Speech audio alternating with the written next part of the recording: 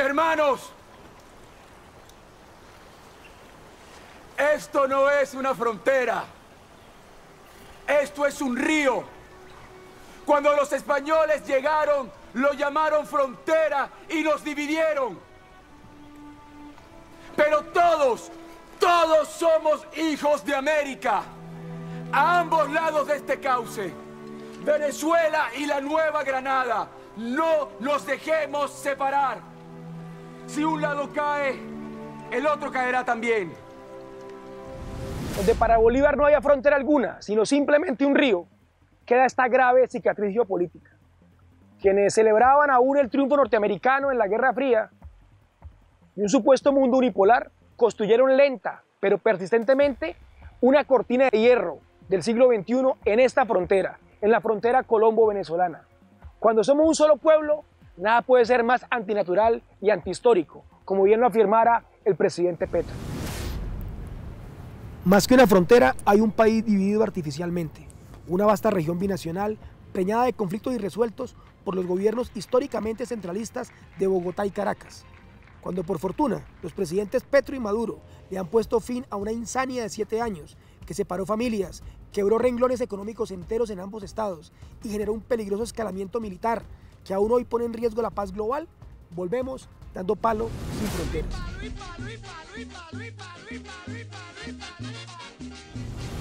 La frontera colombo-venezolana ha sido la periferia en los modelos de desarrollo de ambos países. Por ello el soporte de su conflictividad y actual catástrofe social es fundamentalmente socioeconómico. Luego de que el café entrara a Colombia por norte de Santander y que el petróleo se explotara por primera vez en el Táchira venezolano, se instauraron esquemas de inserción al capitalismo global desde el monocultivo y el rentismo petrolero respectivamente, que le dieron la espalda a la región limítrofe y la entregaron a la llamada economía subterránea. El petróleo mueve hoy la historia, debemos movernos con ella. Cuando Venezuela vivía de la renta parasitaria del petróleo, la frontera colombiana tuvo una economía rémora de esta renta, parasitaria de lo parasitario, y sin proyecto alguno de desarrollo propio. Con cada colapso de la economía venezolana se derrumbaban también las finanzas fronterizas. Del Viernes Negro en 1983 a las sucesivas hiperinflaciones venezolanas, Colombia no ha podido, pero tampoco le ha interesado superar la dependencia de esta extensa región limítrofe de la volátil economía del país hermano. Mientras que tras más de 20 años de gobierno bolivariano, tampoco se ha logrado saldar los lastres de un siglo de desórdenes económicos derivados de la explotación petrolera. Aún así, en 2008, en plena época chavista, el intercambio comercial entre los dos países representaba cerca de 7.300 millones de dólares, casi 10 veces la inversión directa de Estados Unidos en Colombia durante el mismo año. La política exterior colombiana inició el deterioro de lo que por natura debía ser nuestra principal relación comercial, que terminó hecha añicos con la llamada guerra económica y las sanciones contra el gobierno bolivariano. Por razones políticas, fue condenado a hambre y miseria el pueblo binacional de la frontera. De estos históricos 7.300 millones de dólares, el año pasado no se llegaron a mover 300 millones, un descenso de más del 95% del intercambio. Las consecuencias del abandono histórico y las tensiones políticas las sufrimos en la frontera sin distingo ideológico. En La Guajira la pobreza monetaria superó el 77% de la población y el norte de Santander rebasa el 52%. El norte de Santander fue el departamento de mayor desempleo en el país, con 18,3%, casi duplicando la actual tasa nacional, mientras que el área metropolitana de Cúcuta llegaba a una informalidad laboral de más del 65%, pero teniendo en 2022 la mayor inflación de Colombia. Más vergonzosas aún son las cifras de desempleo en las ciudades fronterizas de la Orinoquía colombiana. Puerto Carreño con más del 23% y Arauca con 33,6%, la más alta tasa de desempleo de todas las capitales del país. Un pedacito de pan, esto para poder alimentar a mi familia, la que está allá en la casa. Entonces, no se trata de una belicosidad o criminalidad congénita en la frontera, sino de una ingente deuda social histórica que debe ser resuelta con urgencia, implementando en esta región el proyecto piloto del Plan de Choque contra el Hambre, propuesto por el gobierno del Pacto Histórico. La violencia en la zona fronteriza no nace con el gobierno de Chávez, como lo pregonan los macartistas de ambos lados. Hay una larga historia de confrontaciones y grupos armados en toda la región, pero la lamentable tendencia ha sido la de irradiar la guerra desde Colombia.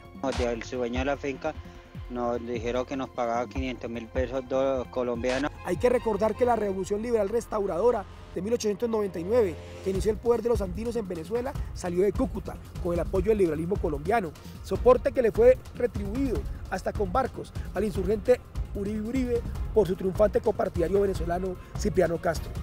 Ante la moda de echarle la culpa a Maduro de todo, ya nos enseña la fallida invasión colombiana a Venezuela, repelida en la batalla de San Cristóbal en plena guerra de los 1000 días, o la intervención venezolana sobre la Guajira en esta misma confrontación bélica. Desde hace medio siglo ha habido guerrillas por toda la línea fronteriza, porque no hubo reforma agraria en estas zonas de colonización, ni política patriótica de los recursos naturales que se extraían las transnacionales del Cerrejón a Caño Limón. Lo que sí es innegable es que en el marco de la estrategia contrainsurgente conjunta de Bogotá y Washington se abalanzó un temprano cerco sobre la frontera colombo-venezolana, coincidente con la victoria electoral de Hugo Chávez. Nos dijeron que había que actuar contra Chávez. Fue el mismo Mancuso quien en 1999 implantó el llamado bloque Catatumbo de las AUC, y no casualmente es una de sus organizaciones herederas, el grupo narcoparamilitar de los Rastrojos, los que hacen calle de honor para que el diputado opositor Juan Guaidó ingrese ilegalmente a Colombia en el concierto del ya hoy extinto Grupo de Lima en 2019. Hoy, en medio de la mayor militarización de ambos estados, así como la prominente presencia de tropas norteamericanas, la frontera es un corredor estratégico para el capitalismo ilegal y sus brazos armados. La frontera está en manos de las mafias. Mafias que controlan cientos de trochas ilegales ante las miradas impertérritas de autoridades al lado y lado de una raya que no existe para estos mercados. De la cocaína a los pañales se erigen carteles transnacionales operando en la frontera con lucrativos negocios legales, semilegales e ilegales de todo tipo. Este capital mafioso no tiene patria, pero sí tiene ejércitos y color político, como se sigue viendo en la función contrainsurgente que continúan cumpliendo estos grupos, que no son meras organizaciones multicrimen, sino bastiones para la actual oposición de ambos gobiernos. Nunca más racismo, xenofobia ni chauvinismo. Somos naciones hermanas, pueblos entremezclados, de histórico tránsito en ambos territorios. Ante el desborde del problema migratorio, urge una política común entre los dos estados y con el apoyo humanitario internacional para atender a sus poblaciones, a esta población transfronteriza que es cada día más grande. La xenofobia recién cosechada en Colombia debería curarse rememorando que la diáspora histórica ha sido la de nuestros compatriotas hacia la hermana república. Las autoridades de ambos países reconocen una comunidad colombiana de entre 2.2 y 4.5 millones de compatriotas sin censar colombo-venezolanos. En el presente siglo, el drama migratorio venezolano ha tenido a nuestro país como principal receptor y paso obligado. La población venezolana pasó de 33.000 personas en 2005 a 800.000 en 2018 y a 1,7 millones antes de empezar la pandemia, con obvia tendencia al subregistro. En ciudades como Cúcuta, Barranquilla y Bucaramanga, la población venezolana oscila entre el 5 y el 10% del total de sus habitantes, pero 1 de cada 5 migrantes está en Bogotá. Hombres y mujeres que aportan a la generación de riqueza, al crecimiento del PIB, a la tributación y al consumo de Colombia, pero sometidos a la informalidad laboral de más del 90% y donde más de la mitad tiene aún una situación migratoria irregular. Basta ya de gestiones turbias, políticas y económicas con los recursos para atender a la población migrante. Se requiere una coordinación directa entre los dos estados, la inmediata instalación de delegaciones consulares para atender a sus connacionales y políticas urgentes hacia la población transfronteriza. Tras 7 años de cierre, cuando por fin se inaugura este puente binacional conocido como Tienditas, hoy renombrado Atanasio Girardot en homenaje a este prócer binacional, queda claro que la única forma de mitigar el drama migratorio y la tragedia socioeconómica que se vive en la región de frontera es con obras de infraestructura como esta y con un proyecto real de desarrollo regional fronterizo.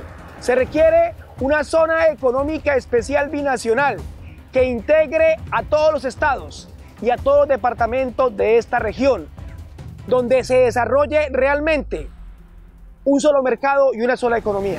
No trataría de simples zonas francas, como siempre lo ambiciona el Gran Capital, sino de un modelo integral que incluya beneficios a la inversión productiva, a la movilidad legal de la población, a la atención social, la promoción del mercado binacional, la infraestructura de interconexión conjunta y la cooperación en un nuevo prototipo de seguridad fronteriza. Hay temáticas en que el área fronteriza binacional requiere ser una sola unidad productiva. En primer lugar, se deben retomar proyectos de infraestructura e interconexión regionales aplazados. Se deben aprovechar las complementariedades de nuestras economías en dos áreas esenciales para estos pueblos: soberanía alimentaria y soberanía energética. Ya la pasada cumbre presidencial ha anunciado los sectores agroindustrial y petroquímico como prioritarios para la integración, fertilizantes y alimentos para una crisis global del hambre. Finalmente, la creciente tensión global en medio de la decadencia hegemónica estadounidense y la participación gregaria de Colombia como peón de brega del militarismo de la OTAN por la obsesión del Nobel Santos se ha convertido en un componente de conflicto adicional para la zona fronteriza y sus pobladores. No hay futuro para el pueblo binacional de la frontera sin que se solidifique la paz entre los dos estados. Paz sin fronteras, que avance hacia un tratado de cooperación y no agresión bilateral, que complemente la política de paz total y plasme los cimientos mismos de nuestras independencias. A la invaluable labor de Venezuela en los procesos de paz pasados y en curso, Colombia le debe retribuir con una apuesta clara en contra de cualquier confrontación violenta del país vecino, sea originada esta por irradiación del conflicto colombiano, conflictividad política venezolana, intervención imperial o exportación mercenaria.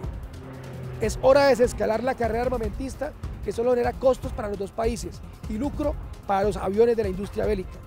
Es cuando menos inamistoso que en la sostenida tensión geopolítica Colombia haya permitido la instalación de 2 radares norteamericanos mirando hacia Venezuela y la operación desde el 2020 de las brigadas estadounidenses conocidas como STAP en las cuencas binacionales de los ríos Catatumbo y Arauca, así como la participación de las fuerzas militares colombianas en numerosas operaciones multinacionales en áreas comunes. Lejos de cualquier tentación guerrerista, se debe construir un tratado de paz y no agresión entre Colombia y Venezuela, que garantice que independientemente del alineamiento geopolítico de los gobiernos de turno o incluso de la adscripción a acuerdos militares internacionales, ambos estados se inhiban de toda agresión contra el país vecino y de sus connacionales, así como de cualquier permisividad o connivencia para que tropas extranjeras o grupos irregulares desde cualquiera de los dos territorios ataquen al otro lado de la línea limítrofe. La reapertura de la frontera llena de esperanza. El cerco diplomático, como todo lo que impulsó Duque, ha fracasado, pero el sueño de integración apenas reinicia y los escollos recién se atisban. La crisis de la frontera no soporta la paquidermia burocrática que tardó casi 4 meses para restablecer el tráfico vehicular en solo uno de los pasos legales y que aún hoy sigue sin nombrar misiones consulares. En este templo, en 1821, cuando no quedaba en los confines de la patria, sino en su corazón mismo, nació la Gran Colombia para plasmar el sueño de Bolívar de una patria sin fronteras. Regresamos en este 2023 dando palo para derrumbar las fronteras, parados en la raya, seguros que este pueblo binacional conseguirá finalmente que, como cantara Ali Primera, el Orinoco y el Magdalena se abracen. El Orinoco y el Magdalena